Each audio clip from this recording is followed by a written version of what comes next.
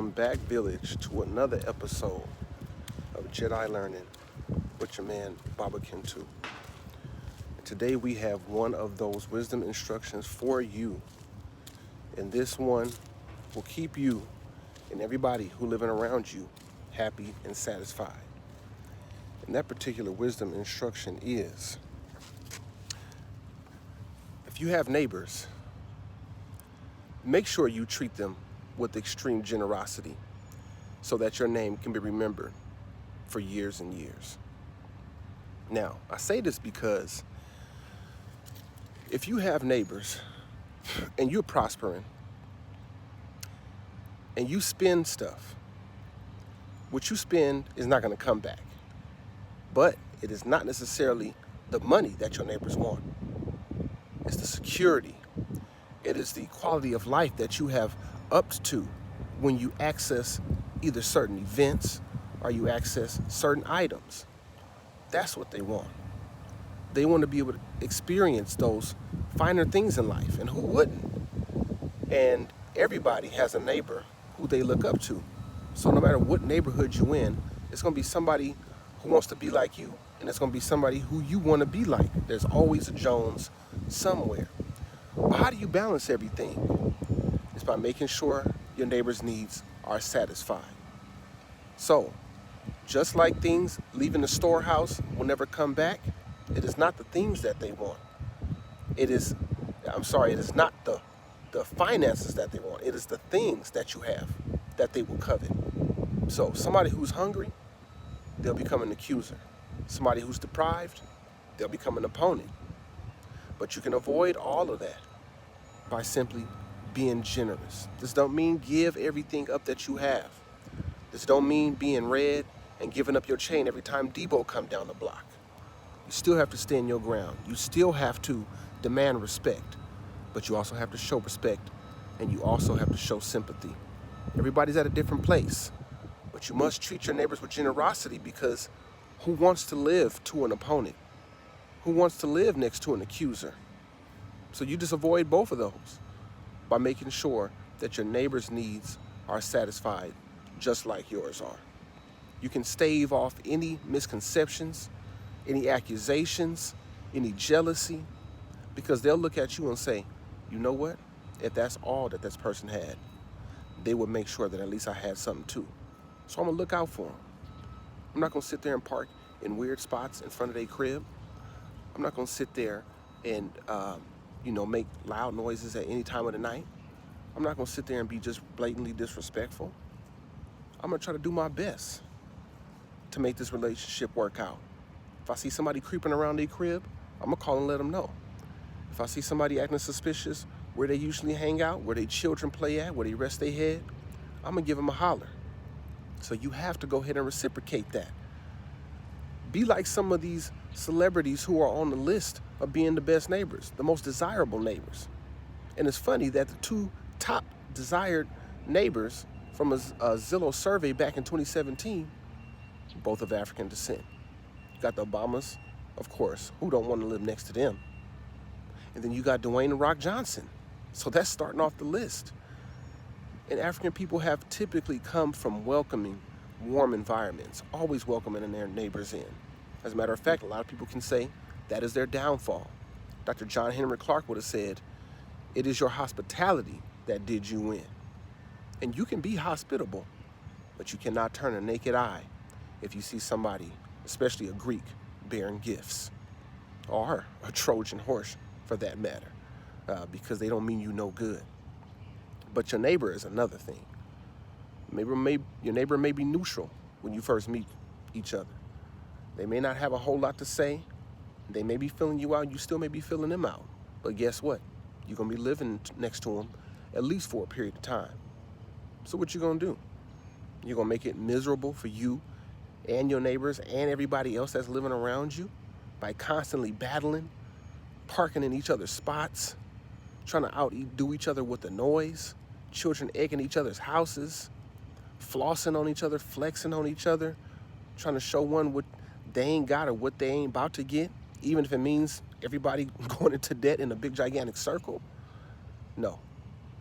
How about we get together and have a community meeting and talk about pooling this money together to invest in some stocks, or better yet, in some real estate? How about we get together and start a business? They say don't go into business with your family. Why not with your neighbors? You got like-minded. You guys don't have to sit there and talk to each other or be best of friends, but you do have to be cordial. You do have to be respectful.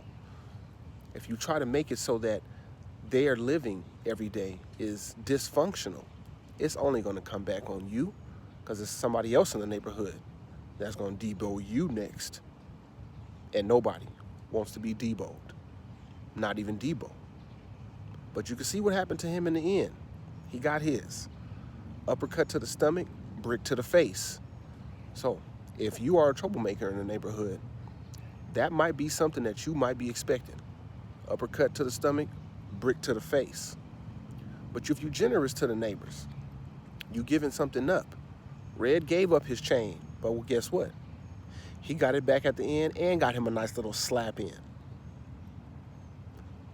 So if you're generous, your neighbors, they will respect you. They will keep your name in good standing for all your years. It will be a memorial to how good of a person or how good of a neighbor you were and you're able to be. So that's something that you should aspire to. Because in a time where people are hunkering down, evictions have been banned, people being moved out of their homes have been banned, people are going to be living next to who they living next to for the foreseeable future. So with that limited access to movement, you better start figuring out a way to cooperate with your neighbors in your neighborhood. Once again, it doesn't mean to compromise to the point where you have extreme discomfort, but it also means that you got to give in order to receive. And I'm gonna round this off with what happened to a really, really silly ancient neighbor when he came across a peasant by the name of Kahunanoop. Now, this silly neighbor, name is too long to pronounce, but I'll give you the gist of the story. This neighbor made it so it was difficult for anybody to go past his property without stepping in his wheat fields. One day, this peasant walking down the street really needed to get somewhere, needed to get to his business, needed to make his money. And crossing his neighbor's path, he wasn't going to have time to walk all the way around the barley field that his neighbor had planted right in front of his path. So he did the best he could to trail right on the side, but guess what? He had animals with him, and one of his animals ate the wheat. Of course, immediately, this high-ranking official threw the peasant in jail and took all of his belongings, his donkey, and everything else that he was making to support his life. But it didn't stop right there. Kahunanoop said, I don't have much. I don't have anybody to hire to beat you up. I don't even have enough to buy a lawyer to get my stuff back. But what I do have is these powerful words.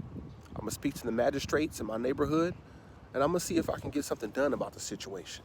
And sure enough, he spoke to the guard. The guard then let him speak to a high-ranking official. The high-ranking official then listened to his eloquent speech and sided with him and said, no, whoever this evil neighbor was that not only made it difficult for you to live, but then once you infringed upon his rules, he then decided to try to take all your belongings. That's not something we're going to stand for. And as a matter of fact, we're going to take all his belongings and give them to you, sir eloquent peasant. So if you've ever heard that story before, the eloquent peasant, an ancient Middle Egyptian, ancient African wisdom tale, I would advise you to go look it up. It's much longer than the story I just dropped for you today, but it gives you a lot of wisdom and insight on how to treat your neighbors and how to respond if you are somebody who is being treated bad by a neighbor. And it also reminds me of the story by Ghostface Killer on All That I Got Is You, where he says, 2 brothers with muscular dystrophy killed me, but I remember this. He said, Miss Rose gave us the couch. She was the neighbor. So Miss Rose gave him a couch. He would also say, I remember when I went to Tech's house to the note saying, Gloria, can I borrow some food? I'm dead broke. So going to his neighbors to borrow food, get a couch, This is the community that we're talking about. This is the village that we're talking about. Everybody respecting each other, uplifting each other, and make sure that they can live the best life, the most peaceful life, and prosperous life possible. So with that, I'm going to end with an Ankh Uja Seneb, which is life, prosperity, and health, especially in these times, because you have to be generous to your neighbor. It will be a testament to you for years and years to come. Once again, this is Baba Kintu with another wisdom instruction with Jedi Learning, where we know anyone can learn to learn. Peace.